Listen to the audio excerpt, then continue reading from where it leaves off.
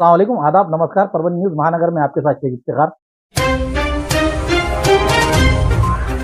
आज तारीख 5 अगस्त 2024 सोमवार के रोज श्रावण सोमवार के पहले दिन परभणी शहर में विभिन्न सामाजिक और धार्मिक गतिविधियों का संचालन करने वाले संजीवनी मित्र मंडल, जिसे मित्र मंडल के नाम से जाना जाता है, उसी के माध्यम से आज श्री क्षेत्र त्रिधारा से एक भव्य कावड़ यात्रा निकाली गई। ये कावड़ यात्रा श्री क्षेत्र त्रिधारा से शुरू हुई और परभणी शहर के बसमत रोड से होते हुए छत्रपति शिवाजी महाराज इनके पुतले के पास से पहुंची और वहां से श्री क्षेत्र पारदेश्वर मंदिर तक पूजा अर्चना कर इस कावड़ यात्रा का समापन किया गया। इस कावड़ यात्रा में शहर में विभिन्न जगहों पर शीत पेय और फल और अन्य चीज़ों को सामग्री को बांटा गया, भाविकों को बांटे गए। कावड़ यात्रा में डीजे के ताल पर ही युवकों ने अपना आनंद मनाते हुए खुशियां मनाई। इस कावड़ यात्रा में परभणी से हजारों की संख्या में भाविक भक्त इसमें शामिल हुए थे। राजस्व पखवाड़ा 2024 के तहत आज तारीख 5 अगस्त 2024 सोमवार के रोज जिला कलेक्टर ऑफिस में स्वच्छ और मेरा सुंदर कार्यालय इसे पहल लागू की गई। इस समय जिले के कर्तव्याध्यक्ष जिला कलेक्टर रघुनाथ गावड़े, उप जिला अधिकारी अनुराधा पाठालकरी, उप विभागीय अधिकारी दत्तू शेवाड़े, तहसीलदार डॉक्टर संदीप राजपुरे, इनके अलावा अन्य अधिकारी कर्मचारी ने ऑफिस की और ऑफिस के अतराफ की साफ सफाई की गई। इसके अलावा जिले के नागरिकों से राजस्व विभाग द्वारा प्रदान की जाने वाली सेवाओं तथा विभाग द्वारा क्रियान्वित विभिन्न योजनाओं के बारे में अधिक जानकारी देते हुए उन्हें उचित लाभ मिल सके, इसलिए राजस्व पखवाड़े के लिए गतिविधियां शुरू की गई है। इसको लेकर परभणी जिले के कर्तव्याध्यक्ष कलेक्टर रघुनाथ गावड़े इन्होंने क्या कहा, आइए जानते हैं। सुरुवातून 2 दिवस झाले, आज काय उपयोग सर आला? परभणी जिल्ह्यामध्ये शासनाच्या आदेशाप्रमाणे 1 ऑगस्ट 2024 पासून महसूल पंधरवडा सुरू झालेला आहे। त्या अनुषंगाने प्रत्येक दिवशी शासनाच्या आदेशाप्रमाणे वेगवेगळ्या आपण मोहीम कार्यक्रम घेतलेले आहेत। यामध्ये शासनाच्या महत्त्वाकांक्षी असलेली लाडकी बहीण योजना असेल, नंतर मुख्यमंत्री युवा प्रशिक्षण योजना असेल, बाकी वयश्री योजना असेल, सर्वच योजनांचा यामध्ये समावेश आहे। दाखले वाटप आहेत, दाखल्यांचे कॅम्प आहेत आणि त्याच बरोबर कार्यालयाची साफसफाई स्वच्छता आहे। त्या अनुषंगाने आज जिल्हाधिकारी कार्यालय 4 ऑगस्ट रोजी ही सर्व 5 ऑगस्ट रोजी सर्व ही साफसफाईची मोहीम आपण घेतलेली आहे। यामध्ये आपण पाहतोय सर्व अधिकारी कर्मचारी मोठ्या संख्येने याच्यात सहभागी आहेत। जिल्हाभर ही वेगवेगळ्या कार्यालयामध्ये महसूलच्या प्लस बाकी देखील इतर कार्यालयामध्ये अशा प्रकारची मोहीम घेण्याच्या सूचना आपण दिलेल्या आहेत आणि असं काम सुरू आहे। तर साधारण 15 ऑगस्टला या महसूल पंधरवड्याचा सांगता समारंभ होणार आहे। त्या दिवशी आपण वेगवेगळी पारितोषिकं, बक्षीस, सन्मान, प्रशस्तीपत्रकं आपण संबंधितांना देऊन या कार्यक्रमाची सांगता होणार आहे। आज तारीख 5 अगस्त 2024 सोमवार के रोज दोपहर 1 बजे के दरमियान जिला राशन दुकानदार महासंघ की ओर से जिला कलेक्टर ऑफिस के सामने सर्वर न चलने के कारण ई पॉस मशीन के खिलाफ आंदोलन करते हुए परभणी तहसीलदार को ये ई पॉस मशीन जमा कराते हुए निवेदन दिया गया।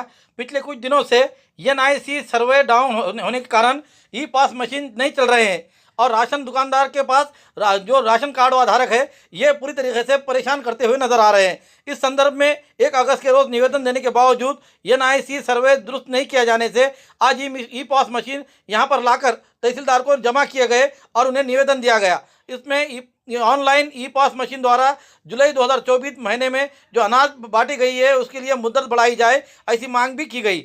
इस समय विधायक डॉक्टर राहुल पाटिल इन्होंने भी राशन दुकानदार संगठन के आंदोलन को मुलाकात देते हुए उनका समर्थन करते हुए कहा है कि ये सरकार किस तरीके से गरीब जनता से अपनी बदला निकाल रही है, इसको अवगत कराया। और इस समय उन्होंने कहा कि NIC सर्वे डाउन होने की घटना को लेकर CBI के तहत जांच की जाए, ऐसी मांग की गई। इस आंदोलन में जिला राशन दुकानदार के महासंघ के जिलाध्यक्ष सुभाष यादव, उपाध्यक्ष मोहम्मद आसिफुद्दीन खाजी, मारुतराव खटिंग, आर्यन पठान, नारायण वाघमारे, तहसील अध्यक्ष पवन बनसोड़े, शेख मुनीर, योगेश सिराड़े, प्रशांत गायकवाड़, विकास देवड़े, HD बानमारे, सुधीर धड़वड़े, विजय कुमार कांकरिया, दत्ताराव अंभोरे, आर मिसाळ आदि के साथ बड़े संख्या में राशन दुकानदार यहाँ पर मौजूद थे। सर्वसामान्य माणसाची सेवा करण्याचंच काम केलेलं आहे। आज यांना कसल्या प्रकारचे प्रदूषण नसताना सुद्धा एक समाजसेवा या भावनेतून हे लोक काम करत आहेत। खरं तर हे चांगलं काम असताना सुद्धा या सर्व्हर डाऊनच्या नावाखाली यांच्या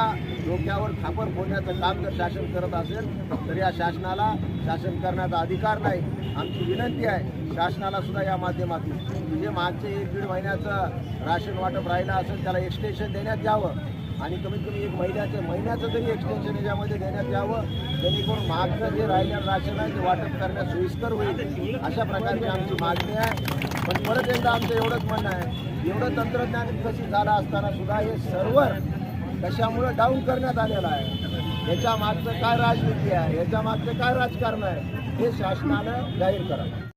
सर्व रेशन कार्ड धारक व आमच्या इथं दुकानदार उपस्थित मशनी घेऊन झालेले आहेत. कारण त्या बघा या भारतामध्ये विमानात जर लाखो लोक जर बसले तर ते वरच्यावर नीट केल्या जाते आणि दुकानात मशनी असून त्या बंद पडल्यात. याच्यात आमच्या दुकानदारास बरोबर आमच्या सर्वसामान्यांचं अत्यंत नुकसान होत आहे. म्हणून ह्या मशनी डबड्या मशनी शासनानं जमा करून वेळोवेळी राशन दुकानदारांना धान्य पोहोचावा बिना मशनीचं आणि ते गरिबापर्यंत पोहोचन ही माझी इच्छा आहे. परभणी तालुका रेशन दुकानदार संघटनेच्या वतीनं रेशन दुकानदार संघटनेचे जिल्हाध्यक्ष सुभाष यादव व परभणी तालुका अध्यक्ष पवन बनसोडे यांच्या नेतृत्वाखाली आम्ही आज परभणी तहसील कार्यालयामध्ये ई पॉस मशीन जमा करीत आहोत.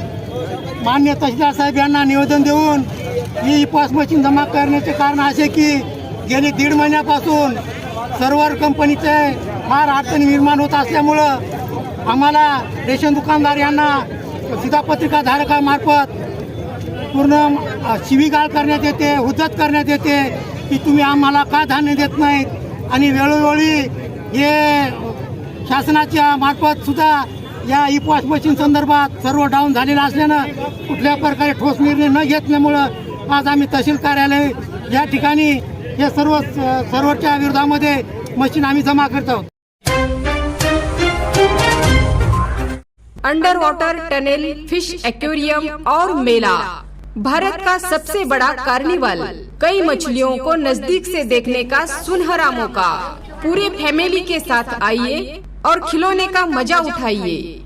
फिश एक्वेरियम को नजदीक से देखिए. मछलियों की कई वैरायटियाँ, बड़े से बड़े और छोटी सी छोटी मछलियाँ. ठिकान नूतन ग्राउंड, दरगाह रोड, परभणी. पुरानी बीमारियों की शर्तिया इलाज, घुटने के दर्द, शुगर, बवासीर, गुर्दे की पथरी, सफेद दाग, हार्ट अटैक, अस्थमा, एलर्जी, दाग कोड़ की बीमारी, गांठियों से पीड़ित, अन्य बीमारियों से परेशान होते तुरंत संपर्क करें. डॉक्टर गोविंद कामटे, आयुर्वेदिक विद्या विशारद, बालाजी आयुर्वेदिक प्राकृतिक चिकित्सा केंद्र, शाखा नंबर 3, पुराना पेड़गांव रोड, पोस्ट ऑफिस के करीब, स्वामी फोटो स्टूडियो के बाजू. समय सुबह 9 बजे से दोपहर 2 बजे तक, शाम 5 बजे से रात 9 बजे तक. Mobile number 9921691008. आज तारीख 5 अगस्त 2024 के रोज सकल मुस्लिम आरक्षण कृति समिति के संकलाई अनशन में विभिन्न पक्ष, एनजीओ, डॉक्टर, वकील, पत्रकार, व्यापारियों का ताका आता हुआ नजर आया और समर्थन देने वालों की गर्दी दिखाई दी. जैसे जैसे समय बढ़ रहा है आरक्षण की मांग तेज होती जा रही है और रुद्र रूप शासन के खिलाफ होते दिखाई दे रहा है. आज न्यूज परभणी महानगर की टीम अनशनकर्ताओं से मिली. उस समय यहाँ आरक्षण कृति समिति के सर्वेसर्वा मुफ्ती मौलाना जहांगीर नदवी साहब, जाफर खान साहब, मुदस्सिर असरार, पूर्व सभापति कलीम अंसारी, पूर्व सीनियर नगर सेवक पाशा कुरैशी, शेख खाजा भाई, अल्पसंख्यक के जिला अध्यक्ष मिनाज कादरी, एडवोकेट इम्तियाज खान, प्रभाग 7 के सामाजिक कार्यकर्ता नवीद बॉस, मोहम्मद इलियास, पत्रकार सैयद अखिल, सैयद अयूब, फहीम खादी, न्यूज़ परभणी महानगर के एडिटर शेख मुदस्सिर, शेख नासिर, अजमत खान, इनके अलावा बड़ी तादाद में सभी मुस्लिम समुदाय के अलावा अन्य समाज के समर्थक यहाँ मिलता हुआ नजर आ रहा है. आज आए हुए मान्यगण्यों की ली गई मुलाकात में उन्होंने क्या कहा, आइए जानते हैं.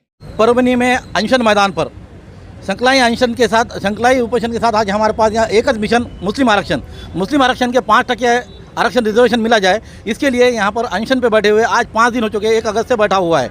ये अनशन पर यहाँ पर जब बैठे तो पालक मंत्री संजय जी बनसोड़े इन्होंने मुलाकात दी, लेकिन अफसोसनाक बात यह है कि यहाँ के लोक प्रतिनिधि अभी तक आकर यहाँ मुलाकात नहीं देने से मुस्लिम समाज में रोष जताया जा रहा है.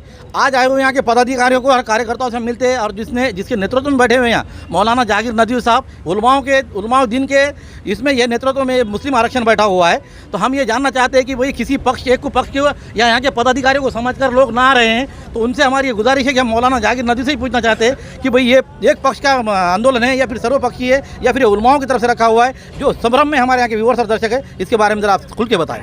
मुस्लिम आरक्षण बेमुद्दत आंदोलन, इसकी सरपरस्ती उलमाए किराम कर रहे हैं और ये तमाम मुस्लिम समाज की तरफ से है। तमाम सियासी समाजी तंजीमें, संगठनाएँ और पार्टियाँ इसमें शामिल हैं। हर किसी को इसमें शिरकत की दावत है और सबके ताउन से हम ये आंदोलन 1 तारीख से चला रहे हैं। इस तरह ये किसी एक पार्टी का, किसी एक संगठन का नहीं, बल्कि पूरे मुस्लिम समाज की तमाम इकाइयों का आंदोलन है और सबको इसमें शिरकत की दरख्वास्त की गई और सारे ही शोबों से लोग आ रहे हैं, हमारा ताउन भी कर रहे हैं, मुलाकात भी कर रहे हैं और यहाँ पर आकर आंदोलन में शरीक भी हो रहे हैं। रोज़ाना लोगों के आने की शरह और फ़ीसद जो है वो बढ़ता जा रहा है।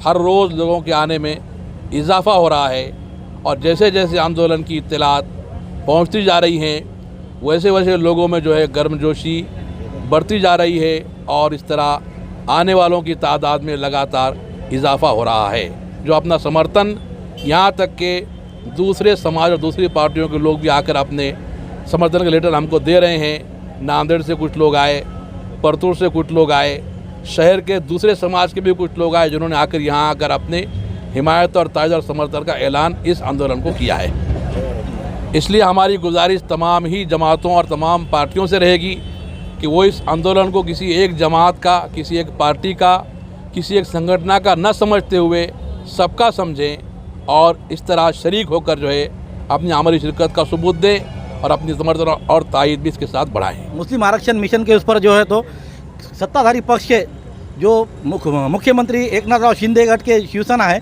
उसके यहाँ पर पक्ष में जो प्रवेश किए हुए है हमारे यहाँ के सभापति रहे हुए महानगर पालिका के, और उसी तरह से यहाँ के सर्वा जो हम बात बताएंगे कि भाई शिवसेना अल्पसंख्यक गठ जिसमें बना हुआ है, जो सैयद समीर उर्फ माजू लाला, इनके नेतृत्व में सबने समाज ये शिवसेना में प्रवेश किए हुए। हमारे साथ कलीम अंसारी, हम जानते हैं उनसे कि भाई आज आपने यहाँ पर जो मुलाकात दी, तो इसके बारे में, इस मुस्लिम आरक्षण के बारे में आप क्या मुख्यमंत्री से हमारा ये डेलीगेशन लेके जाएंगे कि भाई इसको किस तरह से उठाया जाए और किस तरह से इसके ऊपर बात रखी जाएगी? अस्सलाम वालेकुम। यहाँ पर मौलाना जहांगीर साहब जिस मुद्दे के लिए मुसलमानों के एक कौम के लिए बैठे हैं, हम उनके साथ में है। और जैसा कि परसों पालक मंत्री परभनी शहर में आए थे, पालक मंत्री भी हमारे गठ, हमारे ग्रुप के हैं, उन्होंने भी उनको आश्वासन दे के गए कि भाई आपका ये मुद्दा हम ऊपर लेकर जाके कामयाब करके लाएंगे और आपको बताएंगे कि भाई आपको हमने कामयाब किए, आप बैठे तो। और रही दूसरी बात, हम 1-2-3 दिन में हमारा ग्रुप बॉम्बे जा रहा। बॉम्बे जाने के बाद मुख्यमंत्री साहब के पास भी हम ये पेश करेंगे कि भाई ऐसा ऐसा हमारे शहर में ऐसे ऐसे मौलाना बैठे हुए हैं और उनके लिए आप कुछ सोचो। हम जाके उनको भी माहिती देंगे। उनको राष्ट्रवादी गठ जो अजीत दादा पवार गठ थे, उसमें हमारे पास के यहाँ के सीनियर नगर सेवक जिसमें पाशा भाई कुरैशी ये यहाँ पर आए हुए हैं, उनसे भी पूछते हैं कि भाई आज आपके जो तो राष्ट्रवादी गठ जो सत्ताधारी में है, तो आप इसके बारे में जो आज मुस्लिम आरक्षण जो बैठे हुए हैं 5 दिन हो चुके हैं पाशा भाई, तो इसके बारे में आप शिष्टमंडल और किस तरीके से बात करेंगे आपके ऊपर लोग? अस्सलाम वालेकुम। जो मौलाना जहांगीर साहब जो ओबीसी आरक्षण लिए बैठे वाले हैं, इनके बारे में परसों हमारे पालक मंत्री आ गए अजदा पावर गठ के, परसों 12 तारीख को हम मुंबई जा रहे हैं। 12 तारीख को अजदा पावर मिल के हम एक डेलीगेशन ले आके उनके कान पे बात डाल के पूरे मौलाना जहांगीर साहब के बारे में सब जितने भी हो ओबीसी आरक्षण दो बोल के हम बातचीत करेंगे। अस्सलाम वालेकुम। सबसे पहले तो मौलाना जहांगीर साहब को मैं मुबारकबाद देता हूँ। उन्होंने जो है तो अपने इनिशिएटिव लेके आगे बढ़कर जो है तो ये जो है इक़दाम उठाया है। इस इक़दाम को जो है तो मैं अपनी तरफ से, मेरी जानिब से जो है तो पूरा उनको समर्थन है, मेरा उनका सहकार है और मेरा उनका सपोर्ट है। रहा सवाल पार्टी का, पार्टी की जो भूमिका है वो स्पष्ट है, वो सब समाज के सामने, पूरे देश के सामने, पूरे राज्य के सामने शामिल है।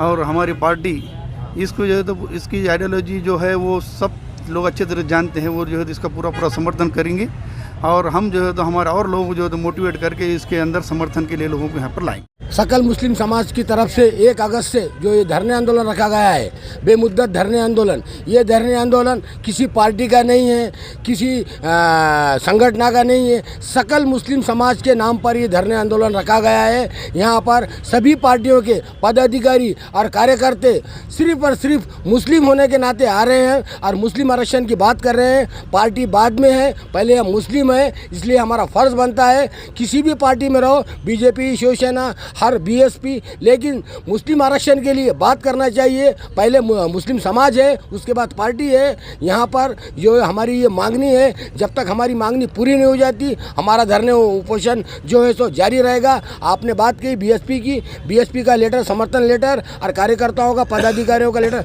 मेरे पास मौजूद है। बीएसपी भी इस बात का पहले ये मांग करेंगी कि पहले मुस्लिम आरक्षण मिलना चाहिए। अगर हमारे ताल्लुक से अगर जो भी सौतेला सुलूक होता है तो हम उसको, जो भी सौतेला सुलूक कर रहा है, हमें उसे अपनी जगह बताएंगे। महानगर पालिका के पूर्व सभापति रहे हुए शेख ख्वाजा भाई, इनसे भी हम विचार व्यक्त करेंगे कि भाई आज यहाँ पर आए हुए तो मुस्लिम समाज जो यहाँ पर जुड़ने के लिए जो दूर हो रहा है, इसके बारे में क्या अपील करेंगे? मुस्लिम समाज का आज भारत देश के अंदर जो हाल है, आज हमारे को ज़रूरत क्यों पड़ रही कि हमको जो है आरक्षण दो बोल के मांगने की, उसकी वजह यह है कि पूरी हुकूमत जो है मुसलमानों के ख़िलाफ़, मुसलमानों के ताल्लुक़ से जो है दुर्व्यवहार करने के ऊपर जो है तो कायम है। उसकी वजह से हम आज इस दहाने पे आके पहुँचे मुस्लिम समाज कि हमको आरक्षण मांगने की ज़रूरत पड़ रही है। आरक्षण मांगने की ज़रूरत इस वजह से पड़ रही है कि हमारे को पस्ती में डाल दिया गया है और ये संविधान ने हमको हक दिया है कि हम भी जो है तो हिंदुस्तान के, भारत के रहवासी है, यहाँ के नागरिक है, इसलिए हमारे को नागरिकता के तहत हमारे समाज को एक अपना वाटा, हमारा जो हिस्सा है वो मिलना चाहिए। और जहाँ तक रहा सवाल बरादरान वतन का, तो इसमें जैसा कि दूसरे समाज, मराठा समाज है, ओबीसी समाज है, ये जिस तरह से उपोषण करते, जिस तरह से जो है आरक्षण मांगते, तो हमारे भी हक बनता है कि हम आरक्षण मांगे और हमको आरक्षण देना चाहिए। हुकूमत से ये गुजारिश रहेंगी कि किसी पार्टी का ये जो उपोषण किया जा रहा है मौलाना जहांगीर साहब की नदवी के क़यादत के अंदर, इसके अंदर किसी अब जब के उलमा आ गए तो हमारे जो समाज के लोग हैं, हमारे जो समाज के ज़िम्मेदार है, वो सबका ये फ़र्ज़ बनता है कि उलमा की क़यादत में हम जो है तो अपने काविशों को, अपने कामों को, अपने जो है तो जितनी भी मेहनत कर सकते वो हम उनके क़यादत के अंदर मेहनत करने के लिए तैयार है। और अभी ये जो साकड़ी उपोषण है, इसके बाद अगर जो जिस तरीके से भी डिसीज़न लिया जाएगा, जिस तरीके से भी जो है हमारे उलमा इसके ऊपर काम करेंगे, हम सब उनके साथ में जो है तो रह के तैयार रहेंगे। और इसके अलावा भी हमारे पास हमने देखे कि जो है तो मराठा समाज के लिए जब जिस वक्त जारंगे पाटिल परभनी में तशरीफ़ ला रहे थे, उस वक्त मराठा समाज के क़यादत में, मराठा समाज के वास्ते खिदमत के लिए जिन लोगों ने, जिन मुसलमानों ने मेहनत की और जिस तरह से बढ़ चढ़ के उसके अंदर हिस्सा लिया, आज हम ये देख रहे हैं कि आज 1 तारीख से 5 तारीख हो गई, 5 दिन के अंदर पालक मंत्री जो है तो यहाँ पर आने के बाद उन्होंने आकर विज़िट दिए। हम उनका जो है तो खैर मकदम करते हैं हमारे समाज की तरफ से। और ये आने वाले वक्त में भी जो हमारे यहाँ के जो लोग हैं, आमदार, खासदार, जो लोग हमसे वाबस्ता है, उनसे सबसे जो है हमारी ये अपील रहेंगी कि सब हमारे साथ देना, हमारे साथ में मिलजुल के काम करना, तो हम भी आने वाले वक्त में तुम्हारे साथ में रहेंगे, मिलजुल के काम करेंगे। तो धरना आंदोलन किया जा रहा है, ये सर्कल मुस्लिम समाज की तरफ से आंदोलन किया जा रहा है। इसका किसी भी सियासी पार्टी से या कोई जमात से कोई ताल्लुक़ नहीं है। बहैसियत मुसलमान हम किसी भी पार्टी में काम करते हो, हमारी ये जिम्मेदारी है कि हम इस धरने आंदोलन में शामिल हो और हमारे समाज को जो आरक्षण की ज़रूरत है, जैसा कि हमें देखने में आ रहा है कि एजुकेशन के मामले में हो, नौकरियों के मामले में हो या सियासी मामले में हो, मुसलमान कौम पिछड़ते जा रही है, हमारा वजूद ख़त्म होते जा रहा है। अपने वजूद को बाकी रखने के लिए, अपनी आवाज़ को बुलंद करने के लिए हमें आरक्षण की बेहद ज़रूरत है। और हमें ये अलग अलग पार्टियों का नाम लेकर, अलग अलग जमातों का नाम लेकर हमारे को आपस में झगड़े कराए जाते हैं और हमें एक प्लेटफॉर्म पे आने नहीं दिया जाता। अगर हम इत्तेहाद का सबूत दे, एक प्लेटफॉर्म पे आए और यहाँ सब जमा होकर सिर्फ मुस्लिम रिज़र्वेशन की बात करें, तो सरकार को मजबूर होना पड़ेगा कि वो हमें रिज़र्वेशन दे। मैं तमाम ही परभनी के अवाम से गुजारिश करता हूं कि आपस के गिले शिकवे, आपस की जमातें, अपनी अपनी पार्टी, ये सब को पीछे छोड़कर मुस्लिम आरक्षण के लिए यहाँ पर इकट्ठा हो, अपनी आवाज़ को बुलंद करें। और इंशाअल्लाह अगर हम परभनी से अपनी आवाज़ को बुलंद करते हैं तो गवर्नमेंट को मजबूर होना पड़ेगा कि वो हमें आरक्षण दे। इंशाअल्लाह हम आरक्षण लेकर रहेंगे। इसके बाद भी अगर हमें आरक्षण नहीं मिलता है तो हमें इसके ऊपर कुछ इकदाम उठाने पड़ेंगे, फिर उसकी जिम्मेदार सरकार होंगी।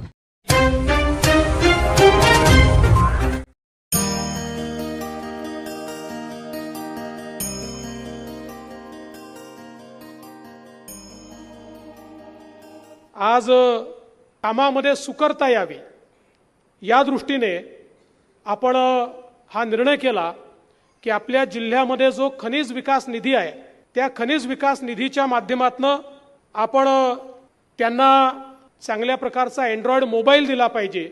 आणि मला अतिशय आनंद आहे की आज त्या मोबाईलचं वाटप जवळपास 1900 पेक्षा जास्त आमच्या आशा सेविकांना या ठिकाणी आपण करतोय। मोबाईलच्या रिचार्ज करता जो काही निधी लागेल तो वार्षिक आपण त्या ठिकाणी खनिज विकास निधीमधनं देऊ। कोणालाही आपला मोबाईल जो आहे तो या ठिकाणी स्वतः रिचार्ज करण्याची वेळ येणार नाही।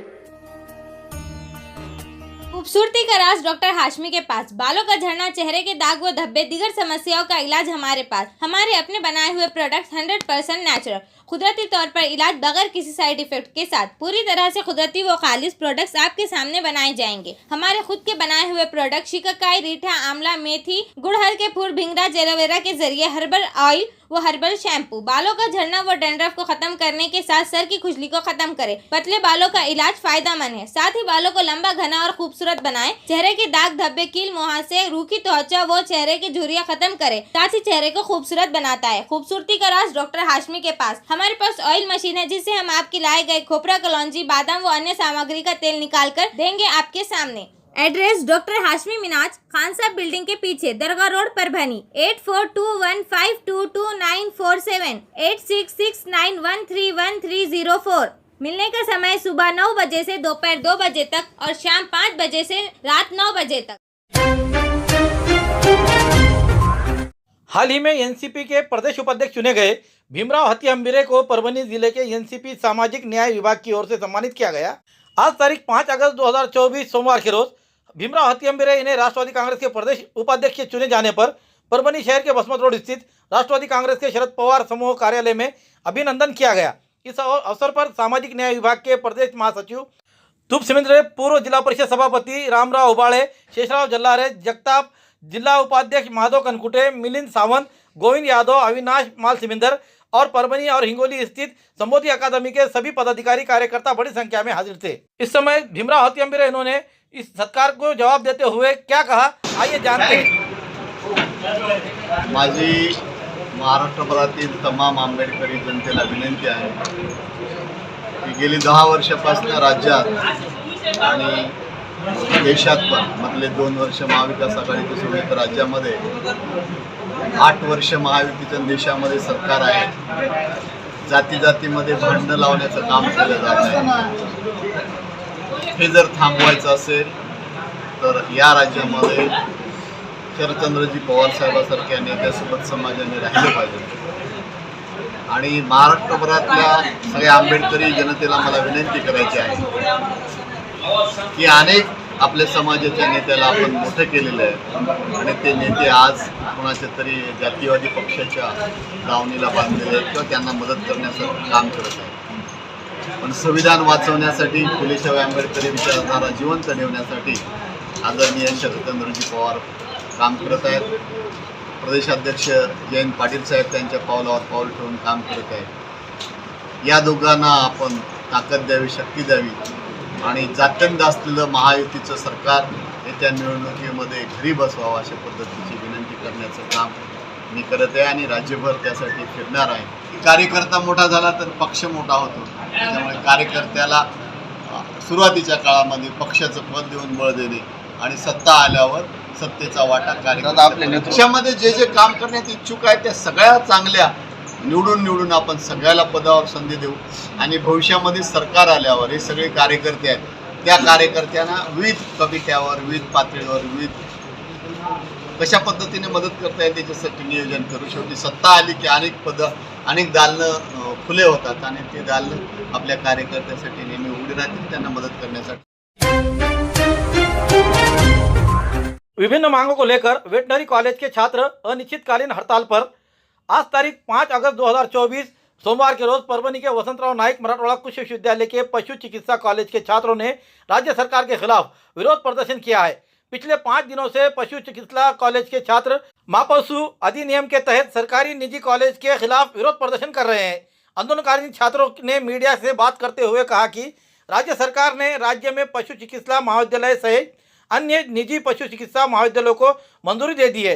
वर्तमान में पशु चिकित्सा महाविद्यालय में पढ़ने वाले अधिकांश छात्र किसान और ग्रामीण क्षेत्र से हैं। सरकारी कॉलेजों में शिक्षा का गुणवत्ता कम फीस और उपलब्ध होने के कारण किसान और ग्रामीण क्षेत्रों के छात्र सरकारी कॉलेजों में पढ़ सकते हैं, लेकिन निजी कॉलेजों की फीस कम है। कॉलेजों की संख्या सरकारी कॉलेजों की तुलना में बहुत अधिक होगी, इसलिए ग्रामीण लोग जो पशुधन के प्रति जागरूक है वो छात्रों को इतनी अधिक फीस न देने के बजाय प्रस्तावित 3 सरकारी कॉलेजों के जल्द से जल्द शुरू करना चाहते हैं, जबकि कम शुल्क के कारण किसानों के ग्रामीणों को छात्रों को क्षेत्र में योग्यता के आधार पर भर्ती की जाती है। ऐसे पशु चिकित्सा तैयार होते हैं जो अच्छी गुणवत्ता वाले पशुधन के बारे में बारीकी से जान सकते हैं, लेकिन ऐसे कॉलेजेस खुलने से इसमें गुणवत्ता का माहौल नहीं रहेगा और कैसे भी आकर यहाँ डॉक्टर बनने की और उनकी डिग्री हासिल करेंगे, इसलिए ये बड़े पैमाने पर आंदोलन किया जा रहा है। इस समय छात्राओं ने क्या कहा, आइए जानते हैं। पशुधन भारतात जी संख्या आहे त्याच्यात महाराष्ट्राचा क्रमांक 7वा येतो। आपल्या आधी येणारे राज्य म्हणजे MP, UP, बिहार या राज्यांमध्ये देखील खाजगी महाविद्यालय नाही आहे। पण महाराष्ट्रालाच का गरज पडती खाजगी महाविद्यालयांची, जेव्हा आपल्याकडे ऑलरेडी 6 शासकीय महाविद्यालय आहेत आणि अजून 3चा प्रस्ताव झालेला आहे, पण सरकार जी ती 3 शासकीय कॉलेजवर न काम करता खाजगी महाविद्यालयाचा विचार करते, जो की पूर्णपणे चुकीचा आहे। आणि ही जी स्ट्राईक चालू आहे आता, यामुळे सर आमचं देखील शैक्षणिक नुकसान होतंय, ते जे पशुधन आलेले त्यांचं देखील नुकसान होतंय आणि याचं पूर्णपणे जबाबदार सरकार आहे। हा जो संप चालला आहे या आक्रोशामागचं कारण म्हणजे महाराष्ट्र शासनाने 2023 मध्ये मापसू अमेंडमेंट ॲक्ट हा पास केला आहे। या ॲक्टमुळे काय झालं की प्रायव्हेट कॉलेजेसला परवानगी मिळालेली आहे। या प्रायव्हेट कॉलेजेसमधनं काय होणार आहे की खूप सारे विद्यार्थी येणार आहेत या फील्डमध्ये आणि सद्यस्थिती बघता महाराष्ट्रामध्ये 6000 वेटनरियन्सची गरज आहे असं नॅशनल कमिशन ऑन ॲग्रिकल्चरचा रिपोर्ट आहे, परंतु सध्या महाराष्ट्रामध्ये 11,107 इतके रजिस्टर्ड वेटनरियन्स आहेत। इतके वेटनरियन्स असतानाही तुम्हाला आणखी वेटनरियन्स का गरज पडली आणि येणारे वेटनरियन्स हे फक्त बेरोजगारीची फौज तयार होईल। ह्या बेरोजगारीपासून वाचण्यासाठी आणि आमच्या भविष्यासाठी आम्ही सर्व विद्यार्थी इथले आणि आणखी 5 कॉलेजचे विद्यार्थी इथे संपावर बसलेलो आहोत। सरकार निघावी की विद्यार्थ्यांचं तर नुकसान होतच आहे, तसे जे शेतकरी येत आहे ते त्यांचा स्वतःचा पैसा खर्च करून येत आहे आणि त्यांचंही खूप नुकसान होतं आणि हे आम्हाला बिलकुल बघवत नाही। पण जर आम्ही असं त्यांचं इलाज करू तर सरकार या गोष्टीचं महत्त्व जाणून घेणार नाही आणि जोवर त्या गोष्टीचं महत्त्व समजून घेणार नाही तोपर्यंत आमचे जे मुद्दे आहेत त्याचं काही अंमलबजावणी होणार नाही आणि असेच प्रायव्हेट कॉलेजेस येतील। आणि जर हे प्रायव्हेट कॉलेजेस आले तर आजचं तर नुकसान आहेच, येणाऱ्या पिढीचं भविष्यातसुद्धा खूप नुकसान होणार आहे आणि हे सगळं नुकसान थांबवण्यासाठीच आमचा आज संप चालू आहे। आमचं वैयक्तिक नुकसान खूप होत आहे, मुलांचे पेपर आहेत ते पुढे ढकलण्यात आलेले आहेत, बाकी सगळ्या गोष्टीचं पण हे होत आहे। तर त्वरित सरकारने या गोष्टीवरती एक ठाम निर्णय द्यावा, त्यामुळे ह्या सगळ्या गोष्टी आम्हाला व्यवस्थित एक सुरळीत स्वरूप देता येईल त्याला। मापसू कायद्याच्या अंतर्गत शासनाने पुन्हा नवीन कॉलेजेस म्हणतात, हो, मूळ मुद्दा असा काय कायद्यात बदल करावा हा मुद्दा आहे का आपला? जास्त कायद्यात बदल नाही, प्रायव्हेट कॉलेजच नको आहे आम्हाला, कारण की तशीच विद्यार्थ्यांची संख्या भरपूर आहे तर प्रायव्हेट कॉलेज कशाला? आणि बाकीचे जे 3 गव्हर्नमेंट कॉलेज आहे तुम्ही त्यांच्यावरती वर्क करा, पहिले तिथे सगळ्या गोष्टी नियोजित करा। ते तर अजून काही झालंच नाही। मी फर्स्ट इयरमध्ये असताना ते चालू झाले, आता मी PG मध्ये आहे तरी काहीच नाही, गेले 6 वर्ष झाले ते अजून काही चालू नाही झालं। मग प्रायव्हेट कॉलेज कशाला? आधी जे गव्हर्नमेंट आहे त्याच्यावरती भर द्या, गव्हर्नमेंट कॉलेज सगळं सुरळीत झालं ते बघा। हे उगाचच मला तरी वाटतं की नुसतं फालतूगिरी चालू आहे सरकारची प्रायव्हेट कॉलेजेस काढून। देसी जड़ी बूटियों से इलाज का एकमात्र केंद्र हकीम मौलाना उबैदुर रहमानी मिसबाही इनका नूरी शिफा खाना। हर स्टेज का कैंसर, किडनी की खराबी, लीवर की खराबी, हर तरह का शुगर, बालों की हर तरह की समस्या, पीठ व किडनी की पथरी, बवासीर, हर्निया, अपेंडिक्स, BP की कमी व ज्यादती, पीलिया, हर तरह का चर्म रोग, हर तरह का पेट रोग, सफेद दाग, sciatica, uric acid, heart, depression, ulcer, नाक, कान, गले की बीमारी, आँख की हर तरह की समस्या, टॉन्सिल, हर तरह का न्यूरो रोग, मिर्गी खून की कमी, हर तरह का ट्यूमर आदि का इलाज सफलतापूर्वक किया जाता है। पता बलरामपुर, चौराहा से चौक रोड, बैरागी कॉलोनी, तुलसीपुर, जनपद बलरामपुर, यूपी। तुलसीपुर में मिलने का समय सुबह 11 बजे से 6 बजे तक हर माह की 1 तारीख से 20 तारीख तक रहेगा। परभणी में मिलने का समय सुबह 10 बजे से रात 10 बजे तक हर महीने के आखिरी हफ्ता 23 तारीख से 30 तारीख तक रहेगा। परभणी का पता दरगाह रोड, आजम चौक से आगे, तवक्कल मेडिकल के करीब, परभणी, महाराष्ट्र। अधिक जानकारी के लिए मोबाइल पर संपर्क करें। Mobile number 9793041936 9175546259। हमारी न्यूज़ आपको किस तरह पसंद आ रही है इसके बारे में लाइक करें, शेयर करें, कमेंट्स करें। अब तक हमारे चैनल सब्सक्राइब नहीं किया तो सब्सक्राइब जरूर करें। साथ ही साथ बेल आइकन का बटन जरूर दबाएं और फेसबुक पर भी हमें फॉलो करें। Subscribe now and press the bell icon. Never miss an update.